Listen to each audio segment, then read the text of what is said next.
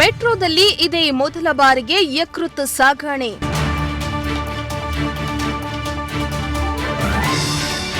ಬೆಂಗಳೂರಿನ ಸ್ಪರ್ಶ ಆಸ್ಪತ್ರೆಯಲ್ಲಿ ಅಂಗ ಕಸಿ ಯಶಸ್ವಿ.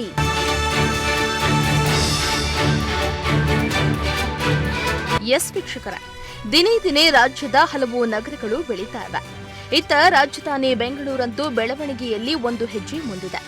ಇದೇ ಕಾರಣಕ್ಕೆ ಅಲ್ಲಿ ಟ್ರಾಫಿಕ್ ಜಾಮ್, ವಾಹನ ಚಲಿಸುವ ಕಿರಿಕಿರಿ ಎಂದಿಗೂ ತಪ್ಪಿಲ್ಲ. ಇತ್ತ ಟ್ರಾಫಿಕ್ ಕಂಟ್ರೋಲ್ ಮಾಡೋ ಕಾರಣಕ್ಕೆ ಮೆಟ್ರೋ ಕೂಡ ತಂದ್ರು. ಆದರೆ ಟ್ರಾಫಿಕ್ ಸಮಸ್ಯೆ ತಪ್ಪಿಲ್ಲ. ಇತ್ತ ಬೇರೆ ಊರುಗಳಿಂದ ಆಂಬ್ಯುಲೆನ್ಸ್ನಲ್ಲಿ ಬೆಂಗಳೂರಿಗೆ ಹೋಗೋದು ದೊಡ್ಡ ಕಷ್ಟ ಆಗಿದೆ.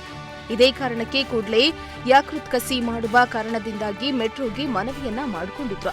ನಮ್ಮ ಮೆಟ್ರೋದಲ್ಲಿ ಇದೇ ಮೊಟ್ಟಮೊದಲ ಬಾರಿಗೆ ದಾನಿಯ ಅಂಗಾಂಗವನ್ನ ಸಾಗಣೆ ಮಾಡಿ ಸೂಕ್ತ ಸಮಯಕ್ಕೆ ಅಂಗಾಂಗ ಕಸಿಯನ್ನ ಯುವಕನೋರ್ವನಿಗೆ ರಾಜರಾಜೇಶ್ವರಿ ನಗರದ ಸ್ಪರ್ಶ ಆಸ್ಪತ್ರೆಯಲ್ಲಿ ಯಶಸ್ವಿಯಾಗಿ ನೆರವೇರಿಸಿ ರೋಗಿಗೆ ಜೀವದಾನ ನೀಡಲಾಗಿದೆ.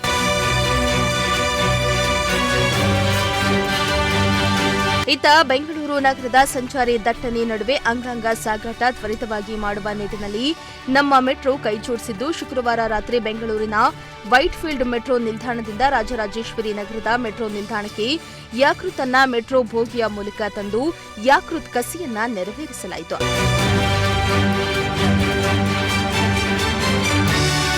ಇನ್ನು ಬೆಂಗಳೂರಿನಲ್ಲಿ ವಾರಾಂತ್ಯದ ಸಂಚಾರ ದಟ್ಟಣೆ ಇತ್ತು.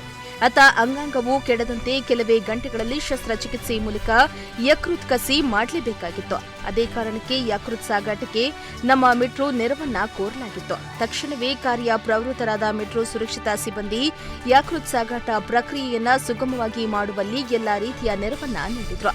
31 ಕಿಲೋಮೀಟರ್ನ ಈ ಪ್ರಯಾಣದಲ್ಲಿ ಮೆಟ್ರೋ ರೈಲು ಎಂದಿನಂತೆ 55 ನಿಮಿಷಗಳಲ್ಲಿ 32 ನಿಲ್ದಾಣಗಳನ್ನು ದಾಟಿ ರಾಜರಾಜೇಶ್ವರಿ ನಗರವನ್ನ ತಲುಪಿತು.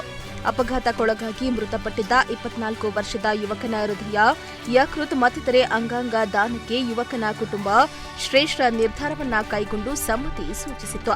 ಅದರಂತೆ ಯಕೃತನ್ನ ಮೆಟ್ರೋದಲ್ಲಿ ಸಾಗಿಸಿ ರೋಗಿಯ ಪ್ರಾಣವನ್ನ ಉಳಿಸಿದ್ದಾರೆ. Bureau report, Prajashakti TV.